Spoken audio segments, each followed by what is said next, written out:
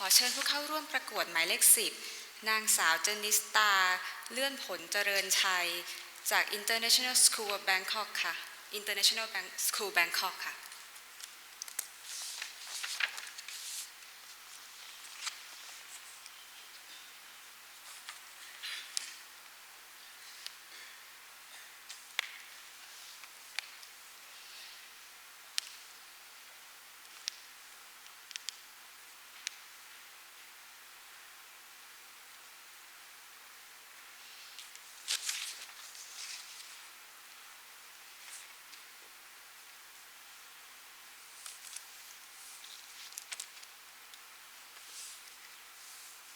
GDP doesn't show you everything. Gross domestic product is not an index of success, and we see clearly in this era of globalization and expansion that statement becomes increasingly true.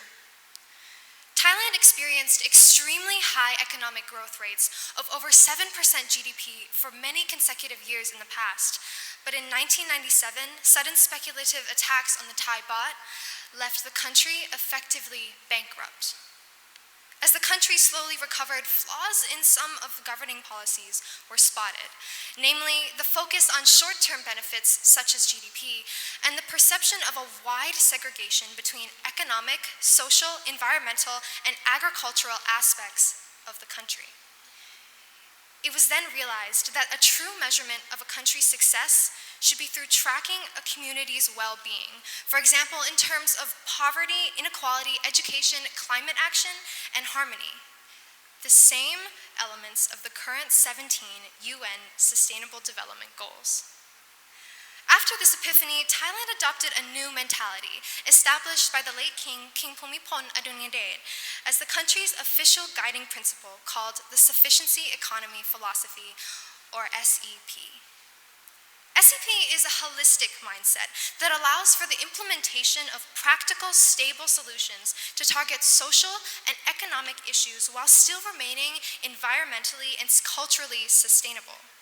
It has three main values, thus proposing certain questions to those who follow it.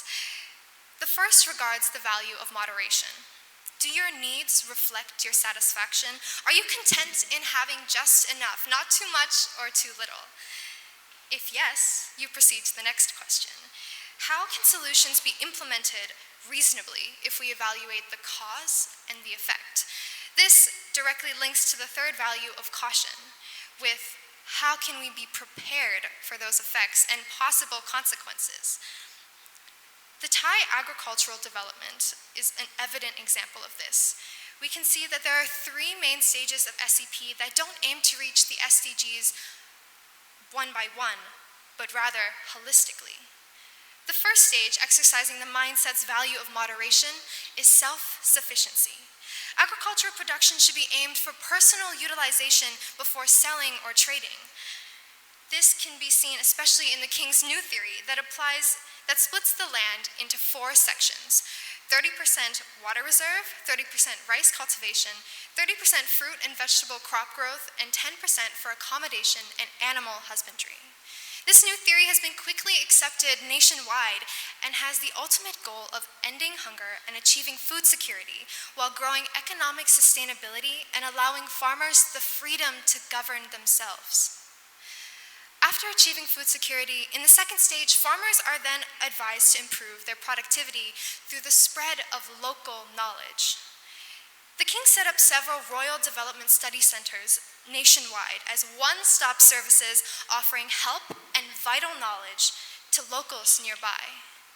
Research was emphasized over funds to empower the farmers to learn how to find new, sustainable solutions to their own problems without the constant dependency on others.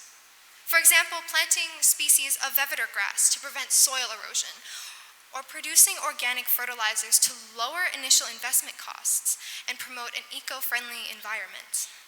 These methods both increase quality of life and health in the community and take action against climate change. Stage 3 is to pool resources together to create new communities and set up cooperatives to ensure fair trade relationships between private sectors and farmers. This is a win-win because private sectors thus are allowed to work directly with their suppliers through sustainable consumerism and show their responsibility to society, while farmers receive fair prices and market security, reflecting the aims of multiple SDGs.